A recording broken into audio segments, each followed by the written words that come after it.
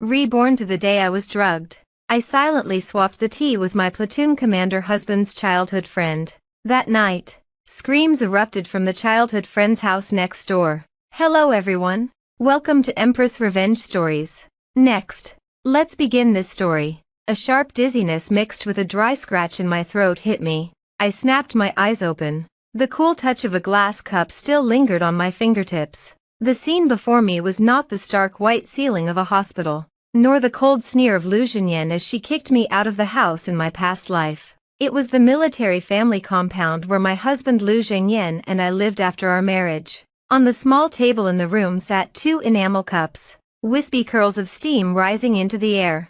Nianhe, what are you spacing out for? The tea I cooled for you isn't hot anymore. Have a drink to quench your thirst. A familiar, yet hypocritical voice sounded in my ear. I looked up and met Lin Wanji's eyes, seemingly innocent, but with a hint of urgency hidden within. She wore a faded floral print shirt, her hair neatly combed. In her hand, she held one of the enamel cups, offering it to me. Her fingertips trembled slightly, just like in my past life. My heart pounded wildly, not from fear, but from relief that I had truly been reborn. Back to the day she drugged me. Before any of the tragedies had occurred, I suppressed the churning emotions within me, forced a faint smile onto my face, and reached for the cup.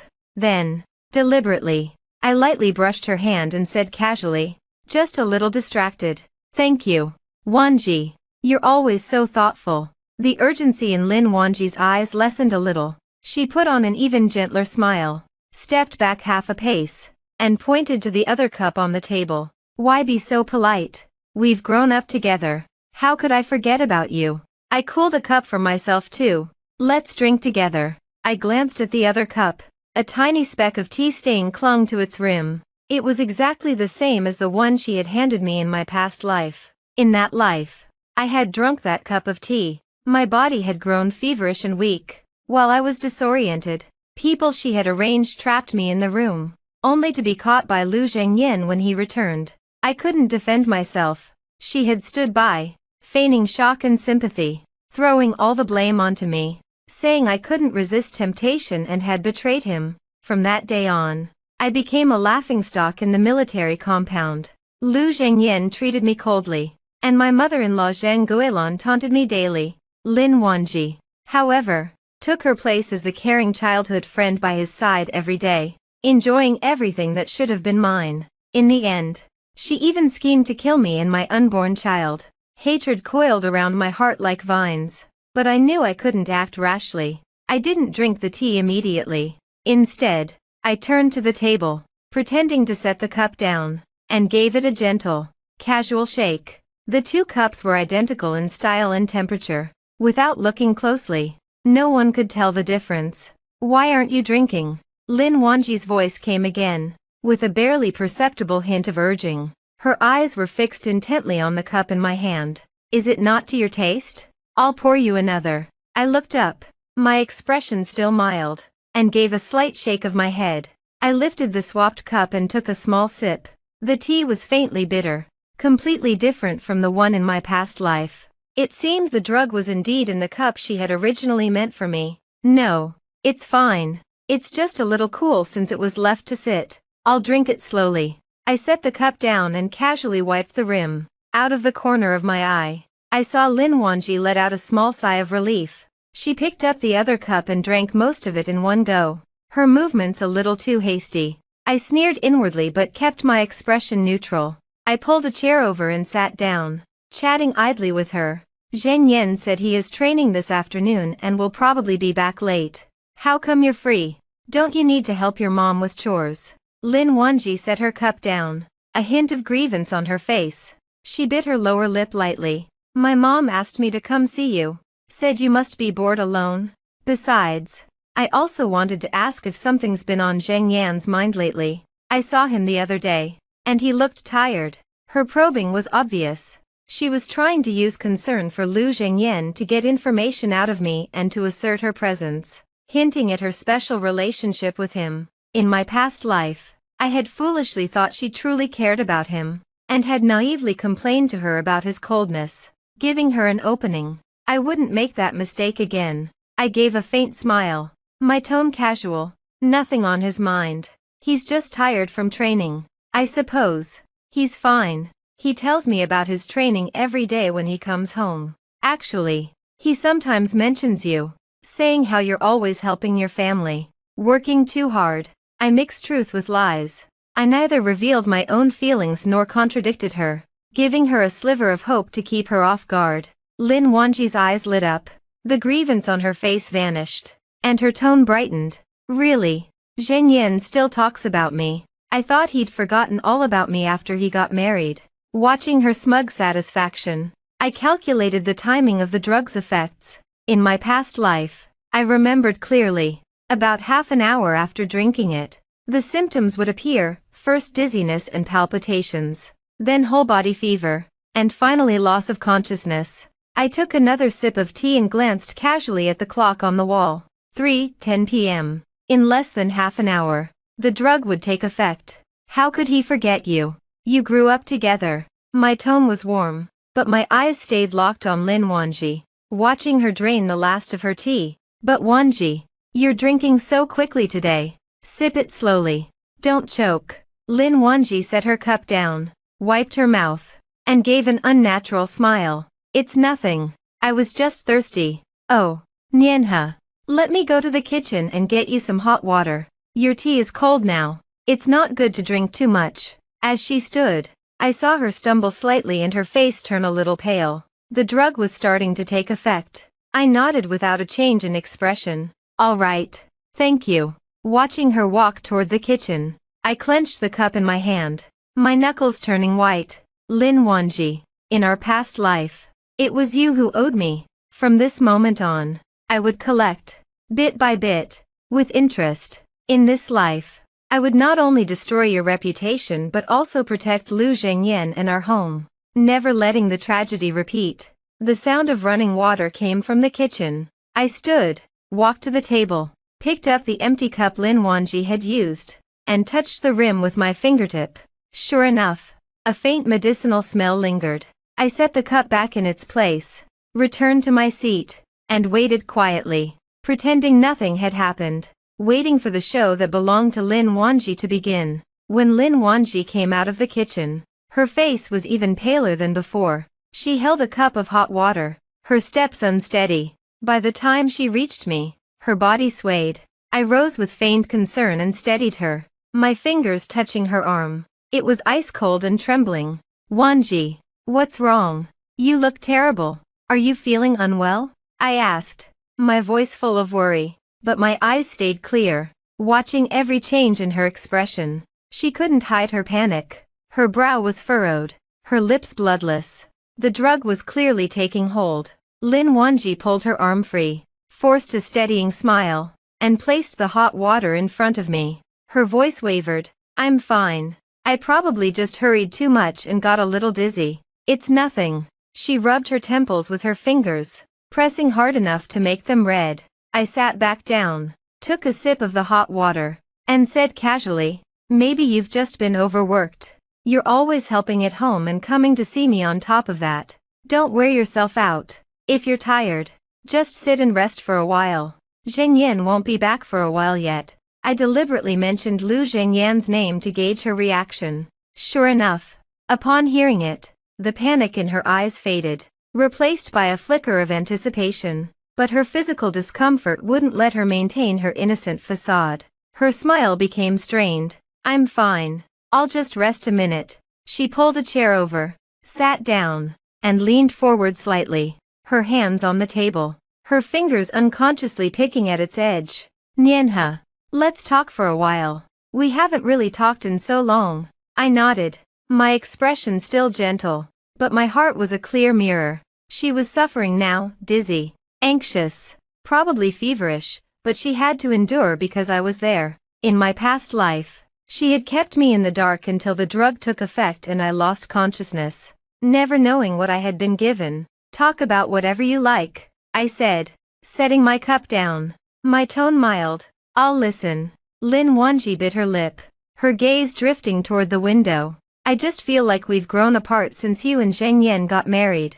We used to talk about everything. And now you only have eyes for him. You hardly ever confide in me anymore. It sounded like a pitiful complaint, but it was really an accusation that I had taken him away, that our distance was my fault. In my past life, I would have felt guilty and apologized. In this life, I only found it laughable. I gave a soft laugh, my tone neither humble nor pushy. Why would we grow apart? We're still the best of friends. It's just that I'm married now, so I have more responsibilities, taking care of the home, being understanding of Zheng Yan's hard training. Naturally, I have less time to spend with you. Don't take it to heart. I deliberately emphasized responsibilities and being understanding of Zheng Yan, reminding her that I was his wife. She was an outsider.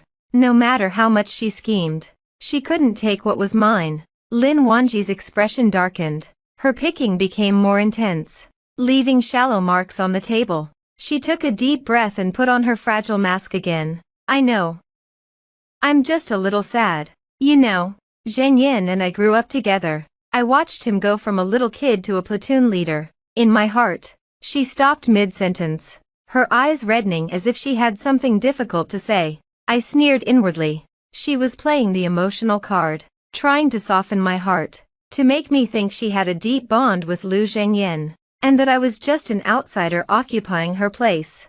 I didn't respond. I just looked at her calmly, my eyes steady, made uncomfortable by my gaze. She dabbed at her eyes and continued, I don't mean anything else. I just hope you take good care of Zhengyan. Don't let him be upset. His training is so hard. If someone could take good care of him at home, I'd feel relieved. I will, I replied flatly, without any excess emotion. I'm his wife. Taking care of him is my duty. As for you, you should start thinking about your own future. You're a wonderful girl. I'm sure you'll find someone who truly cares for you. My tone was sincere and gentle, but Lin Wanji flinched as if stung, her head snapping up, a flash of venom in her eyes. It vanished so quickly. One might think it was a trick of the light. I'm not in a hurry, she said with a forced smile, swaying again, more violently this time. She grabbed the table to steady herself. I'm a bit dizzy. I need to lean back for a moment. I looked at her, knowing the drug's effects were nearly at their peak. Her cheeks were flushing, her forehead beaded with sweat, her breathing rapid, her voice fading, her eyes glazing over. Then lean back. I'll get you some warm water, I said, rising with feigned concern. As I walked to the table, I deliberately slowed my pace, catching out of the corner of my eye how she gripped the table, her shoulders trembling, as if she was fighting something unbearable. I poured a cup of warm water and handed it to her. She reached for it, her fingers shaking so badly she almost dropped it, spilling some on her hands. She hissed but didn't seem to feel the pain, just clutching the cup, her eyes vacant. Drink slowly. Don't spill, I said, my voice still gentle, but my heart felt nothing. This was her own doing. When she had drugged me in my past life, she hadn't been so kind, so gentle. Lin Wanji took a sip, but her condition didn't improve. Instead, her face grew redder, her breathing more labored. She set the cup down, wrapped her arms around her head, and curled up in the chair, her voice laced with pain. Nianha. I feel awful. My head is so dizzy. I crouched down, pretending to be concerned, and touched her forehead. It was burning hot. You're so hot. Do you have a fever? I exclaimed in feigned alarm. Let me call a doctor, or call Zheng Yan and have him come back to take you to the hospital. At the mention of Lu Zhengyan's name, Lin Wanji's head snapped up, panic flashing in her eyes. She grabbed my hand, her voice weak. No, don't call Zheng Yan. He's busy training. Don't bother him. I'm fine. I just need to rest. It's probably just heatstroke.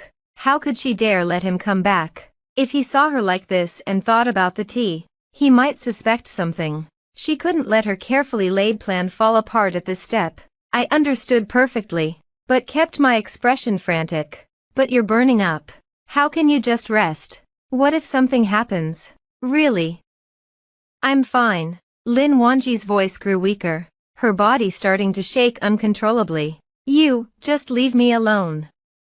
Let me rest by myself. She pushed me away, then slumped onto the table, her shoulders heaving, small whimpers escaping her throat. I stood, stepped back, and watched her coldly. Lin Wanji, this is only the beginning. All the pain and humiliation you made me endure in my past life, I will return to you, bit by bit. You want to replace me, to be with Lu Zhengyan. I'll show you that your careful scheming will only become a joke. I went to the window, pulled the curtain aside slightly, and looked outside. The sun was still in the sky. Lu Zhengyan wouldn't be home for a few more hours. I glanced back at Lin Wanji, slumped over the table. She was already muttering incoherently, her voice blurred, her face a mask of pain and confusion. The drug had taken full effect. I stayed where I was, not approaching, just watching from a distance.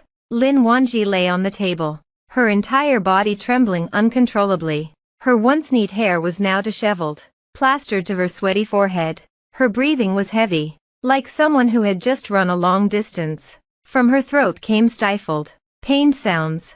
I walked to her side, lowered my voice, and spoke with just the right amount of worry. Wanji, what's wrong? If you're really feeling that bad, I need to call someone. She jerked her head up. Her eyes were bloodshot, unfocused, yet she still clung to a shred of rationality, gripping my wrist with surprising strength. Please, don't call anyone. Her voice was gravelly, each word forced out between clenched teeth. I'm just hot, dizzy. I'll be fine in a minute. I gently pried her fingers loose, my own brushing against her flushed cheek. My tone remained gentle. You're burning up. How can you be fine in a minute? If you don't want to disturb Zhengyan, I'll call Auntie Wang from next door. She knows some folk remedies.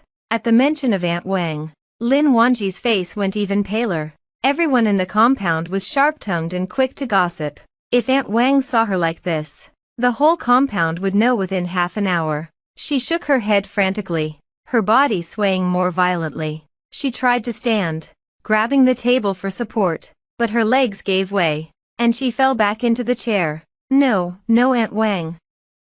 I can go. I'll go home. She gritted her teeth, gripping the table's edge, and shuffled step by painful step toward the door. Each step was unsteady, her back soaked with sweat. She looked utterly pathetic. I followed, not helping, keeping a step behind, watching her suffer the consequences of her own actions. In my past life, when the drug had taken hold of me, I had been more helpless, more pitiful. She had stood by, watching coldly, even whispering in my ear, Sunyenha, Zhengyan is mine. You don't deserve him. Now it was her turn. Let me help you, I said, my tone flat, betraying no emotion. She flinched as if scalded, yanking her hand away. No, I can do it myself. She leaned against the doorframe, gasping for breath, before finally managing to open the door. It was already getting dark outside. A gust of evening wind made her shiver, but the fever on her face didn't lessen. If anything, she seemed even more miserable. Are you sure you don't want me to walk you home? I asked, standing in the doorway, watching her unsteady figure. Lin Wanji stood with her back to me, her shoulders heaving. Finally, she forced out a single sentence. No, don't follow me. She inched her way toward her own home next door, stumbling with every step. It was a distance that normally took a few moments, but today it took her several minutes. I closed the door, not immediately going to watch. Instead, I returned to the table, put away the 2 enamel cups, and wiped their rims clean, leaving no trace. Only then did I go to the window, pull the curtain aside a sliver, and look toward Lin Wanji's house. As soon as she stepped inside, she collapsed against the doorframe, sliding to the floor. Her mother's panicked voice drifted out. Wanji, what's wrong? What happened to you? There was no answer, only the sound of Lin Wanji's pained, ragged breathing, muffled by the wall. I leaned against the window frame, my heart calm. No hatred, no joy, only a clear-eyed clarity. In my past life, this was what she had done to me. Today, she finally got a taste of her own medicine. The sky grew completely dark. Lu Zhengyan still hadn't come home. I tidied the room, boiled some water, and acted as if nothing had happened. though my ears remained tuned to the house next door. At first, there was only the soft murmur of Lin Wanji's mother, asking questions. Then the uncontrollable moans of Lin Wanji herself. Later, the sounds grew louder, more chaotic, interspersed with her incoherent cries, like someone struggling, enduring unbearable pain. I glanced at the clock.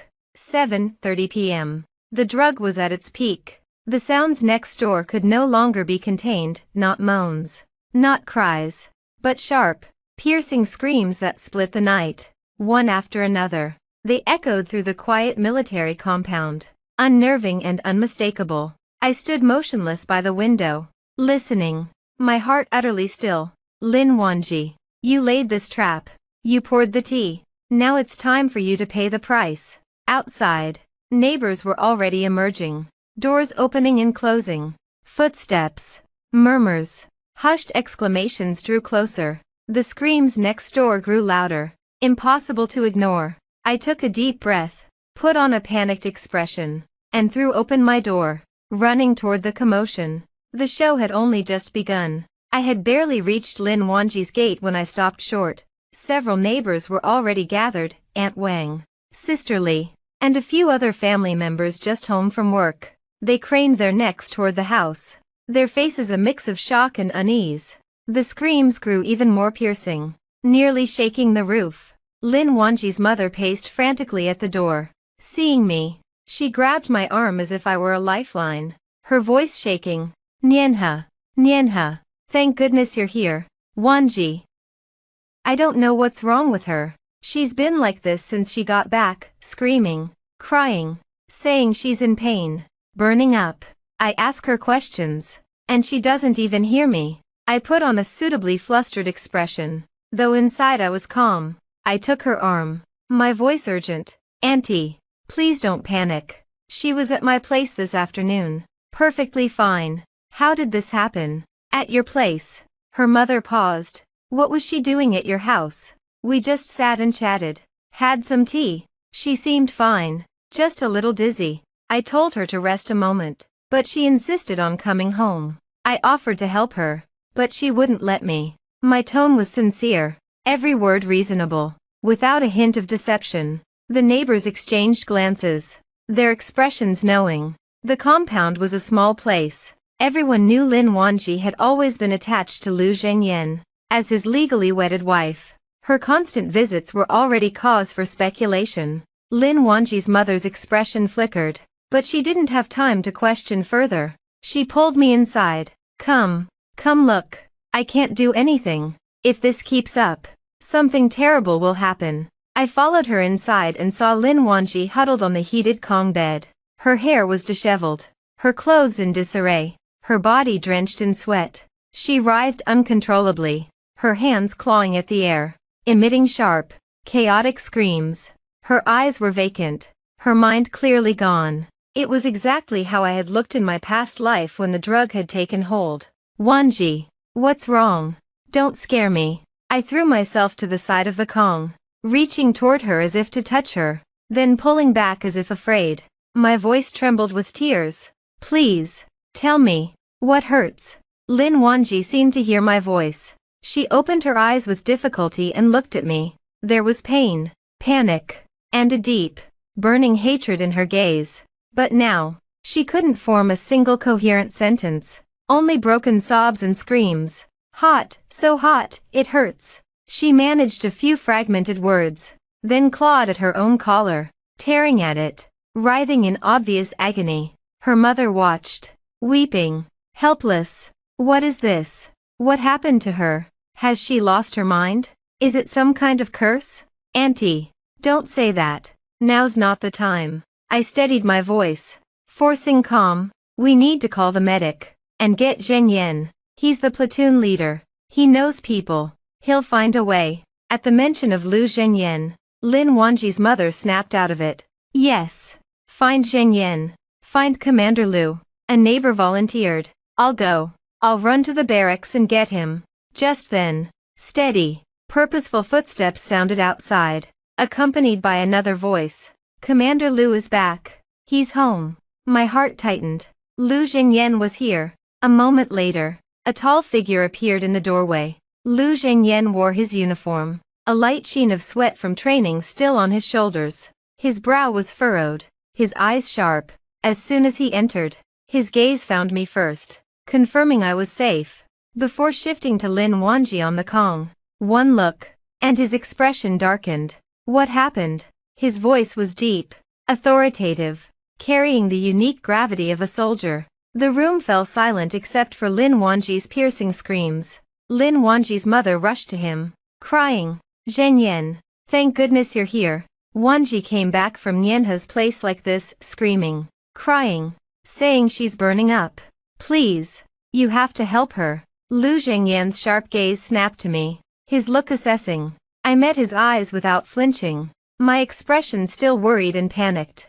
My voice steady though slightly trembling. "Wanji came over this afternoon for tea. She said she was a little dizzy, so I told her to rest. She insisted on going home. I didn't expect this to happen." I said nothing more, nothing less, no embellishment, no false accusation, but the facts were laid out clearly. Lu Zhengyan's gaze swept the room, landing on the now completely out of control Lin Wanji. His brow furrowed deeper. He had been a soldier, had seen many things. This wasn't a simple fever or illness.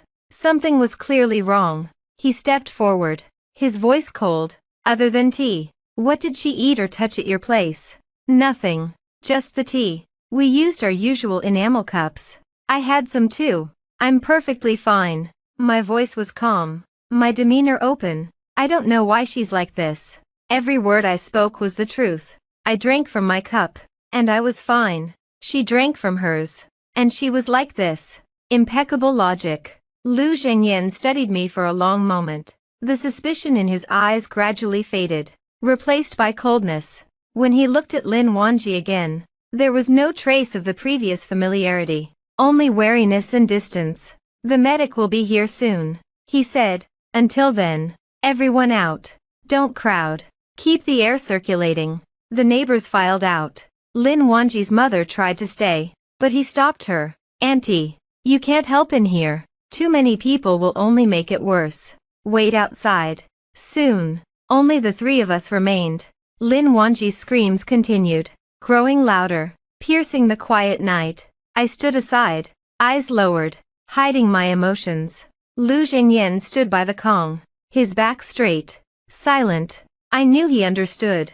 Some things didn't need to be spoken, didn't need to be explained. A look, a state of being, was enough. "Lin Wanji, you schemed to destroy me, but you never expected that the one who would destroy you was no one else but the very cup of tea you handed me." The medic rushed in, just as Lin Wanji was nearing collapse.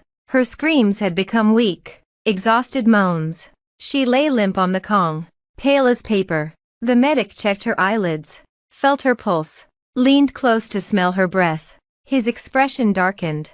He turned to Lu Zhengyan, his voice low but urgent. "Commander Lu, this isn't a fever or heat stroke. It's like she ingested some kind of stimulant. Her mind is confused, her body out of control. I can't say for sure without testing, but this is definitely not an ordinary illness." Lin Wanji's mother collapsed to the floor, sobbing. How could she eat something like that? She only went to Nianhe's place this afternoon. Nowhere else. She looked at me, a hint of suspicion in her eyes. I met her gaze without hesitation, my voice both aggrieved and open. "Auntie, I know you're worried, but you can't say that. Wanji was at my place. We drank the same tea, from the same kind of cups. I'm perfectly fine. If the tea was drugged, how could I be standing here?" I paused, lowering my voice but speaking clearly. "Besides, Wanji poured the tea herself and handed me the cup.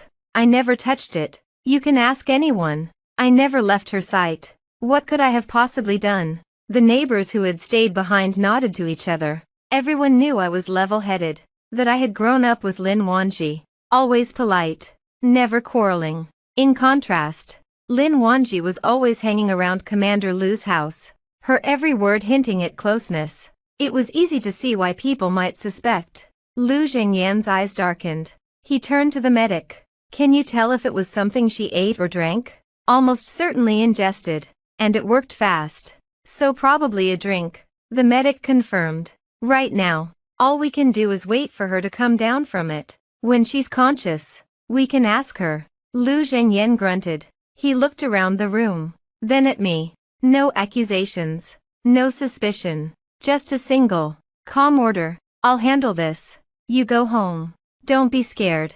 It was a public declaration of trust. I felt a wave of relief but kept my worried expression. I'm fine. Wanji got sick after leaving my place. I'm worried about her too. Lin Wanji's mother started to say something, but Lu Zhengyan silenced her with a look. Now's not the time for blame. Focus on stabilizing her. Late into the night, the commotion next door faded.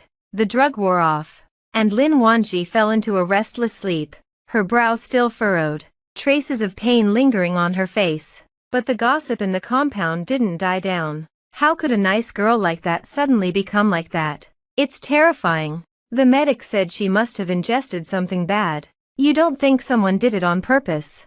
Don't talk nonsense. Nianhe isn't like that. Besides, she drank the same tea. I sat under the lamp at home, waiting quietly for Lu Zhengyan. Not long after, the door opened softly. He walked in, still carrying the night chill.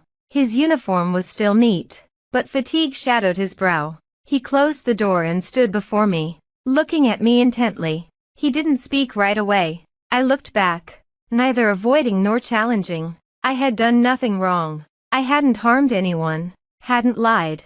Every word I said could be scrutinized. The logic was flawless. Finally, he spoke, his voice low. What exactly happened this afternoon? Tell me truthfully. I stood slowly, my voice calm, my explanation clear. Wanji came over and poured tea. One for herself, one for me. She kept urging me to drink. I was a little dizzy, so when I set my cup down, I accidentally swapped them. Later, we each drank. I was fine. Shortly after, she said she was dizzy and went home. I didn't say I did it on purpose. I didn't say she tried to drug me. I just stated the facts. What could be seen? Lu Zhengyan studied me, his gaze sharp, but my eyes were clear, without a hint of guilt. He sighed softly, his voice gentler. I see. Those 3 words told me he understood everything. He was a soldier. He had sharp instincts and clear logic. What schemes hadn't he seen? Lin Wanji's intentions, her constant closeness, her unusual state today.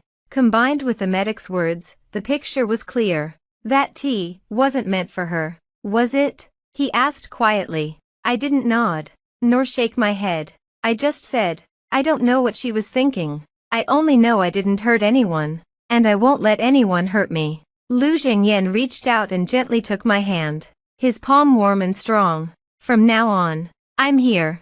No one will hurt you. His voice was firm. I'll handle this. I won't let you suffer any injustice. And I won't let anyone disrupt our lives. In that moment, my eyes stung with warmth. In my past life, he had misunderstood me, despised me, and made me suffer. In this life, I hadn't let myself be a victim again, hadn't wasted my efforts blindly. I had only protected myself and kept my boundaries, and that was enough to earn his complete trust and protection. The next morning, the house next door was quiet. When Lin Wanji woke, she was completely deflated. When people asked, she couldn't explain. She couldn't say she had prepared the tea, couldn't say what she had intended, couldn't admit she had only hurt herself. Once those words were spoken, her reputation would be ruined forever. She would never be able to hold her head up in the compound again. So she swallowed her words, claimed she must have eaten something bad, and muddled through. From that day on, she never dared come to my house again. She never tried to play the fragile childhood friend with Lu Zhengyan. The woman who had once lorded over me, scheming at every turn, became the laughingstock of the compound, and I lived peacefully in my own home, with my husband who truly cared for me. Sunlight streamed through the window, warm and bright. I leaned lightly against Lu Zhengyan's chest, my heart at peace. In this second life, I didn't wipe out my enemies, didn't use unscrupulous means. I only returned the malice that was handed to me. What goes around comes around. In this world, the most fitting justice is this. The trap you carefully lay will always end up trapping yourself. After hearing this story, What are your thoughts? Feel free to share your feelings in the comments. I look forward to hearing your voice.